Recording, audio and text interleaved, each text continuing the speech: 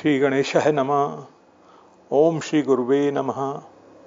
आज की भगवत चर्चा में श्रीमद् वाल्मीकि रामायण अंतर्गत मूल रामायण हिंदी में पाठ करेंगे।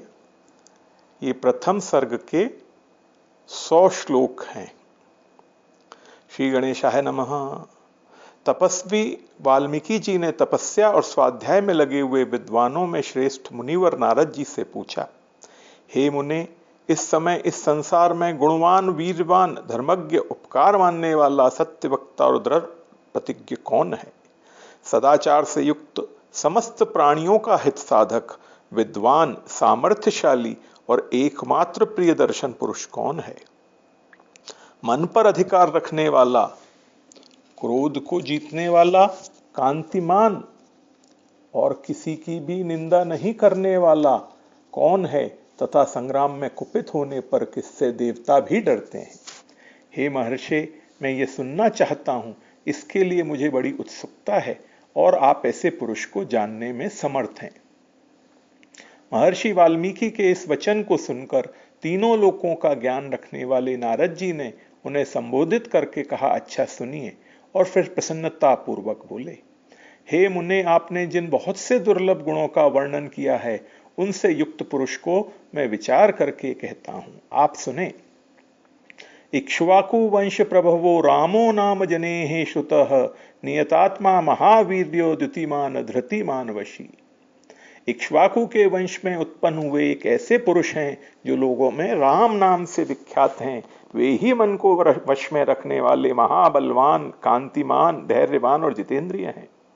वे बुद्धिमान, नीतिज्ञ, वक्ता, शोभायमान तथा शत्रु संहारक हैं। उनके कंधे मोटे और भुजाएं बड़ी बड़ी हैं। ग्रीवा शंख के समान और ठोड़ी मांसल है। उनकी छाती चौड़ी तथा धनुष बड़ा है।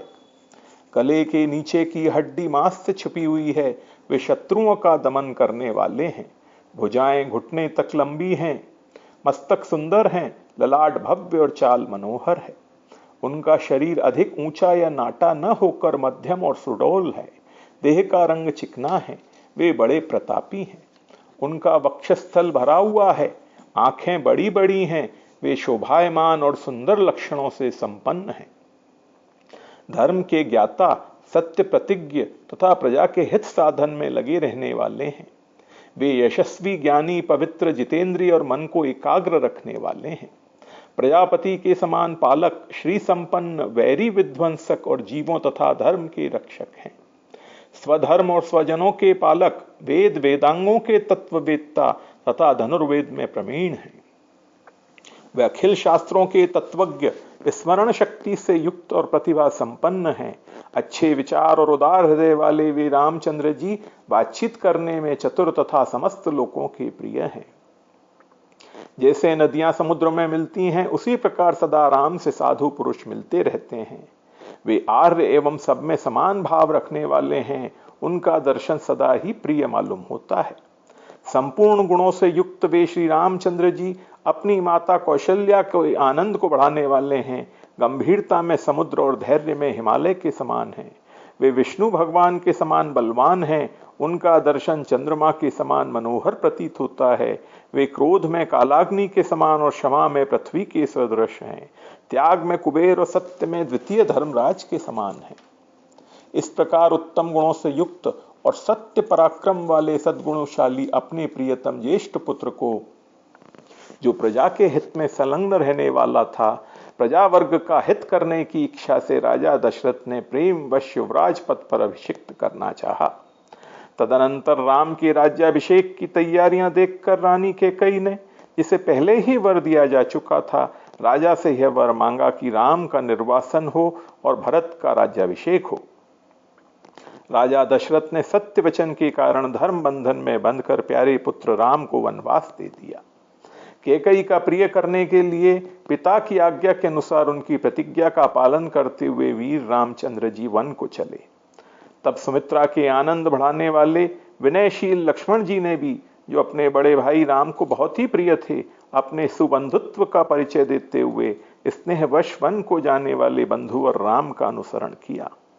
और जनक के कुल में उत्पन्न सीता जी भी, जो अवतीर्ण हुई देव माया की भांति सुंदर थीं, समस्त शुभ लक्षणों से विभूषित थीं, स्त्रियों में उत्तम थीं, राम की प्राणों के समान प्रियतमा पत्नी तथा सदा ही पति का हित चाहने वाली थीं, रामचंद्र जी के पीछे चली जैसे चंद्रमा के पीछे रोहिणी चलती है। उस समय पिता दशरथ ने अपना सारथी भेजकर और पूर्ववासी मनुष्यों ने स्वयं साथ जाकर दूर तक राम जी का अनुसरण किया। फिर श्रृंगवेरपुर में गंगा तट पर अपने प्रिय निषाद राज गुह के पास पहुंचकर धर्मात्मा श्री रामचंद्र जी ने सारथी को अयोध्या के लिए विदा कर दिया। निषाद राज गुह, लक्ष्मण और सीता के साथ राम ये चारों एक वन से दूसरे वन में गए। मार्ग में बहुत जलों वाली अनेक नदियों को पार करके भरद्वाज के आश्रम पर पहुंचे और गुह को वहीं छोड़ भरद्वाज मुनि की आज्ञा से चित्रकूट पर्वत पर गए। वहां वे तीनों देवता और गंधर्वों के समान वन में रहते हुए एक रमणीय पर्णकुटी बनाकर सानंद रहने लगे। राम के चित्रकूट चले जाने पर पुत्र शोक से पीड़ित राजा दशरथ उस समय पुत्र के लिए उनका नाम ले लेकर विलाप करते हुए स्वर्गगामी हुए। उनके स्वर्ग गमन के उपरांत वशिष्ठ आदि प्रमुख ब्राह्मणों द्वारा राज्य संचालन के लिए नियुक्त किए जाने पर भी महाबलशाली वीर भरत ने राज्य की कामना न करके पूज्य राम को प्रसन्न करने के लिए वन को ही प्रस्थान किया। वहां पहुंचकर सद्भावना युक्त भरत जी ने अपने बड़े भाई सत्य पराक्रमी महात्मा राम जी से याचना की और यूं कहा, हे धर्मज्ञ, आप ही राजा हों। परंतु महान यशस्वी परम उदार सुमुख महाबली राम ने भी पिता के आदेश का पालन करते हुए राज्य की अभिलाषा न की और उन भरताग्रज ने राज्य के लिए न्यास रूप में अपनी खड़ाऊ भरत को देकर उन्हें बार बार आग्रह करके लौटा दिया। अपनी अपूर्ण इच्छा को लेकर ही भरत ने राम के चरणों का स्पर्श किया और राम के आगमन की प्रतीक्षा करते हुए नंदीग्राम में राज्य करने लगे। भरत के लौट जाने पर सत्य प्रतिज्ञ जितेंद्रिय श्रीमान राम ने वहां पर पुनः नागरिक जनों का आना जाना देखकर उनसे बचने के लिए एकाग्र भाव से दंडकारण्य में प्रवेश किया। उस महान वन में पहुंचने पर कमल लोचन राम ने विराट नामक राक्षस को मारकर शर्वंग, सुतीक्ष्ण, अगस्त मुनि तथा अगस्त के भ्राता का दर्शन किया। फिर अगस्त मुनि के कहने से उन्होंने ऐन्द्र धनुष, एक खड्ग और 2 तुणीर जिनमें बाण कभी नहीं घटते थे प्रसन्नता पूर्वक ग्रहण किए। एक दिन वन में वंचरों के साथ रहने वाले राम के पास असुर तथा राक्षसों के वध के लिए निवेदन करने को वहां के सभी ऋषि आए। उस समय राम ने दंडकारण्यवासी अग्नि के समान तेजस्वी उन ऋषियों को राक्षसों के मारने का वचन दिया और संग्राम में उनके वध की प्रतिज्ञा की। वहां ही रहते हुए श्री राम ने इच्छानुसार रूप बनाने वाली जनस्थान निवासिनी शूर्पणखा नाम की राक्षसी को कुरूप करा दिया। तब शूर्पणखा के कहने से चढ़ाई करने वाले सभी राक्षसों को और खरदूषण, श्रीश्रा तथा उनके पृष्ठपोषक असुरों को राम ने युद्ध में मार डाला। उस वन में निवास करते हुए उन्होंने जनस्थानवासी 14,000 राक्षसों का वध किया। तदनंतर अपने कुटुंब का वध सुनकर रावण नाम का राक्षस क्रोध से मूर्छित हो उठा और उसने मारीच राक्षस से सहायता मांगी। यद्यपि मारीच ने यह कहकर, हे रावण, उस बलवान राम के साथ तुम्हारा विरोध ठीक नहीं है, रावण को अनेकों बार मना किया, परंतु काल की प्रेरणा से रावण ने मारीच के वाक्यों को टाल दिया और उसके साथ ही राम के आश्रम पर गया। मायावी मारीच के द्वारा उसने दोनों राजकुमारों को आश्रम से दूर हटा दिया और स्वयं राम की पत्नी सीता का अपहरण कर लिया। जाते समय मार्ग में विघ्न डालने के कारण उसने जटायु नामक गृध का वध किया। तत्पश्चात जटायु को आहत देखकर और उसी के मुख से सीता का हरण सुनकर रामचंद्र जी शोक से पीड़ित हो विलाप करने लगे। उस समय उनकी सभी इंद्रियां व्याकुल हो उठी थीं। फिर उसी शोक में पड़े हुए उन्होंने जटायु गृध का अग्नि संस्कार किया और वन में सीता को ढूंढते हुए कबंध नामक राक्षस को देखा, जो शरीर से विकृत तथा भयंकर दिखने वाला था। महाबाहु राम ने उसे मारकर उसका भी दाह किया, अतः वह स्वर्ग को चला गया। जाते समय उसने राम से धर्मचारिणी शबरी का पता बतलाया और कहा, हे रघुनंदन, आप धर्मपरायणा सन्यासिनी शबरी के आश्रम पर जाइए। शत्रुहंता महान तेजस्वी दशरथ कुमार राम शबरी के यहाँ गए। उसने इनका भली भांति पूजन किया। फिर वे पंपासर के तट पर हनुमान नामक वानर से मिले और उन्हीं के कहने से सुग्रीव के साथ भी मेल किया। तदनंतर महाबलवान राम ने आदि से लेकर जो कुछ हुआ था वह और विशेषतः सीता का वृत्तांत सुग्रीव से कह सुनाया। वानर सुग्रीव ने राम की सारी बातें सुनकर उनके साथ प्रेम पूर्वक अग्नि को साक्षी बनाकर मित्रता की। उसके बाद वानर राज सुग्रीव ने स्नेहवश वाली के साथ वैर होने की सारी बातें राम से दुखी होकर बतलाईं। उस समय राम ने वाली को मारने की प्रतिज्ञा की। तब सुग्रीव ने वहां बाली के बल का वर्णन किया, क्योंकि सुग्रीव को राम के बल के विषय में बराबर शंका बनी रहती थी। राम की प्रतीति के लिए उन्होंने महान पर्वताकार दुंदुभी दैत्य का शरीर दिखलाया। महाबली राम ने तनिक मुस्कुराकर उस अस्थि समूह को देखा और पैर के अंगूठे से उसे 10 योजन दूर फेंक दिया। फिर एक ही महान बाण से उन्होंने अपना विश्वास दिलाते हुए 7 ताल वृक्षों को और पर्वत तथा रसातल को बींध डाला। तदनंतर राम के इस कार्य से महाकपि सुग्रीव मन ही मन प्रसन्न हुए और उन्हें राम पर विश्वास हो गया। फिर वे उनके साथ किष्किंधा गुफा में गए और वहां पर सुवर्ण के समान पिंगल वर्ण वाले वीरवर सुग्रीव ने गर्जना की। उस महानाद को सुनकर वानर राज बाली अपनी पत्नी तारा को आश्वासन देकर तत्काल घर से बाहर निकला और सुग्रीव से भिड़ गया। वहां राम ने वाली को एक ही बाण से मार गिराया। सुग्रीव के कथनानुसार उस संग्राम में बाली को मारकर उसके राज्य पर राम ने सुग्रीव को ही बिठा दिया। तब उन वानर राज ने भी सभी वानरों को बुलाकर जानकी जी का पता लगाने के लिए उन्हें चारों दिशाओं में भेजा। तत्पश्चात संपाति नामक गृध के कहने से बलवान हनुमान जी 100 योजन विस्तार वाले शार समुद्र को कूदकर लांघ गए और वहां रावण पालित लंकापुरी में पहुंचकर अशोक वाटिका में सीता जी को चिंतामग्न देखा। तब उन विधेय नंदिनी को अपनी पहचान देकर राम का संदेश सुनाया और उन्हें सांत्वना देकर उन्होंने वाटिका का द्वार तोड़ डाला।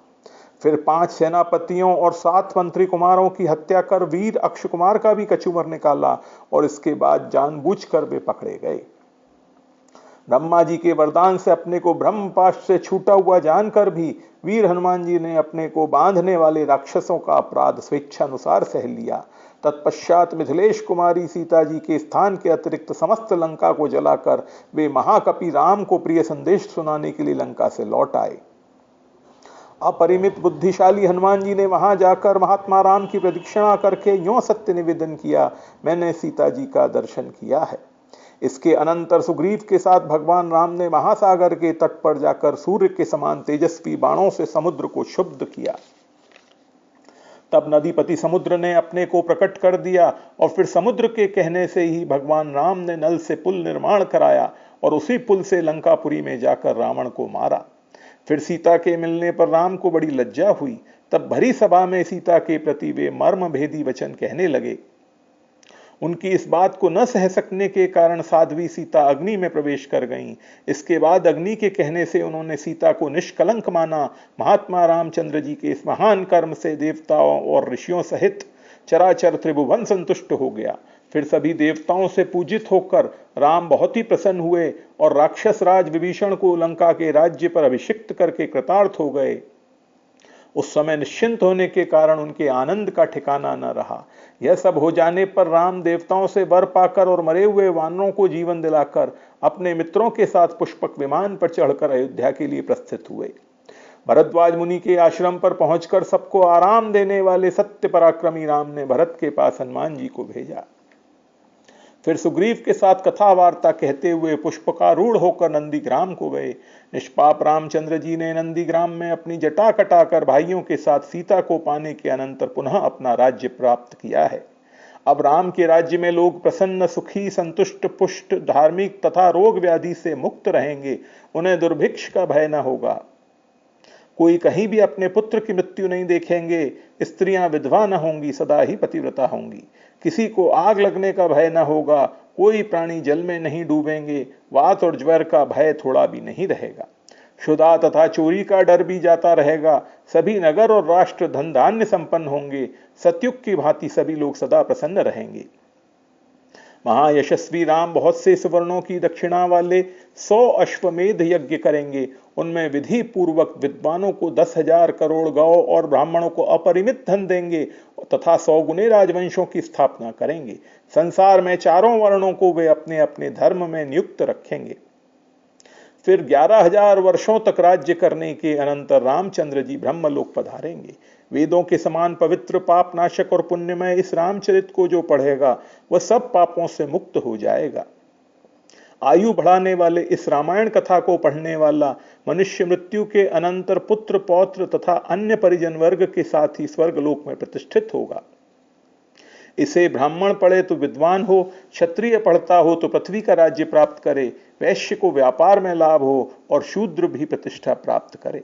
इत्यार्षे श्रीमद् रामायणे वाल्मीकि आदि काव्ये प्रथमः सर्ग समाप्त। आज की भगवत चर्चा में इतना ही। ओम श्री गुरुवे नमः।